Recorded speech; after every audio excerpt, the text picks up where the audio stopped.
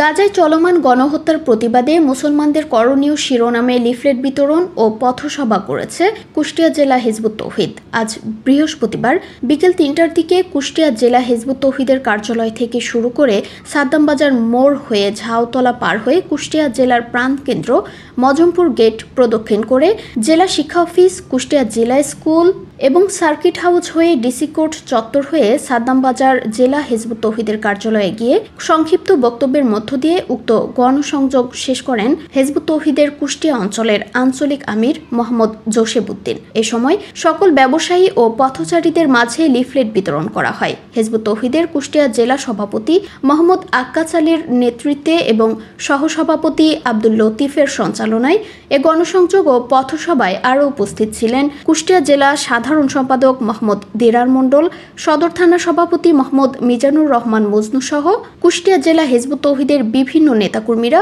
উপস্থিত ছিলেন। পথসভায় বক্তারা বলেন, গাজা সহ বিশ্বময় মুসলমানদের ওপর যে নৃশংস ও বর্বরোচিত হামলা করা হচ্ছে, নির্বিচারে নারী ও নিষ্পাপ শিশুদের হত্যা করা হচ্ছে, এই সংকট থেকে মুক্তি পেতে হলে একজন নেতার নেতৃত্বে তৌহিদের ভিত্তিতে ঐক্যবদ্ধ একটি জাতি গঠন করতে হবে।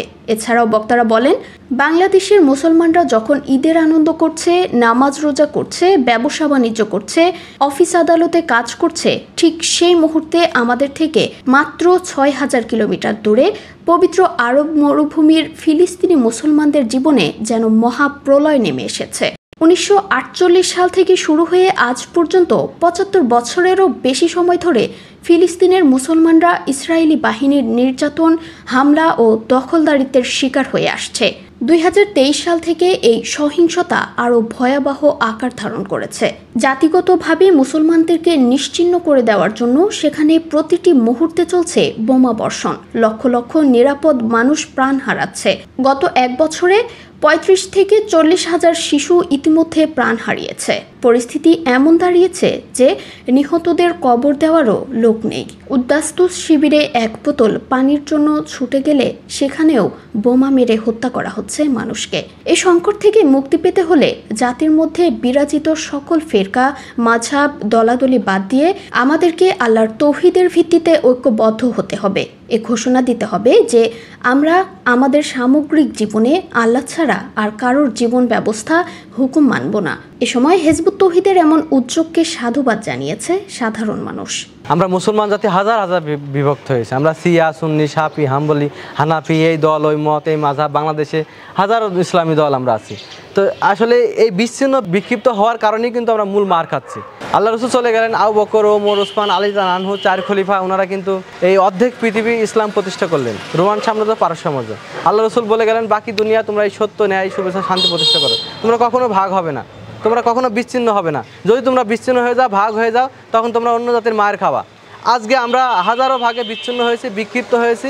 আমরা আল্লাহর সেই প্রকৃত ইসলামের ওপর নাই, আমরা সেই সিরাতুল মুস্তাকিমে নাই, আমরা ঐক্যবদ্ধ নাই, যার কারণেই কিন্তু আমরা সারা দুনিয়ায় আমরা মার খাচ্ছি। আমাদের র্যালি করার উদ্দেশ্য হচ্ছে আর সারা বিশ্বে মুসলমান নিধনের একটা প্রক্রিয়া চলতেছে। সমস্ত জায়গায় দেখা যায় শুধু মুসলমান নিধন হয়, মুসলমানকে আক্রান্ত করা হয়, মুসলমানকে মারা হয়, মুসলমানকে উদ্বস্ত করা হয়, মুসলমানকে বিতাড়িত করা হয়, নারী শিশু সহ হত্যা করে একটা স্থান থেকে তাদেরকে তাদের বাপের ভিটা থেকে তুলে দিচ্ছে। এটা মানবাধিকার লঙ্ঘন হয় না? আমাদের দেশে বিনা বিচারে বা কোনো কারণে কাউকে যদি কেউ হত্যা করে সেটা মানবাধিকার লঙ্ঘন হয়। জাতিসংঘ তখন সেখানে আসে, সেখানে মাতব্বারি করে, সেখানে এই সাহায্য ওই সাহায্য লোক দেখানো একটা পরিবেশ তারা সৃষ্টি করে, অথচ তাদের দ্বারা এত বড় ক্ষতি হয়ে যাচ্ছে, এতে জাতিসংঘ কোনো হস্তক্ষেপ নাই। এরই প্রতিবাদে আমরা যে রিসেন্ট সিরিয়ায় ঘটে যাওয়া যে ঘটনা, ইসরায়েল সিরিয়ার উপর যে গণহত্যা চালাচ্ছে, যে নিপীড়ন চালাচ্ছে, যে অমানবিক পরিবেশ সৃষ্টি করতেছে, যে মানবাধিকার লঙ্ঘন করছে, এগুলা দেখার আসলে কেউ নাই। তাই আমরা তারই প্রতিবাদে আমরা আমাদের কুষ্টিয়া জেলা হিজবুত তৌহিদ আমরা গণসংযোগ কর্মসূচি হাতে নিই এবং আমাদের কেন্দ্রীয় কমিটির কর্মসূচির অংশ হিসেবে আমরা এই কর্মসূচি বাস্তবায়ন করি।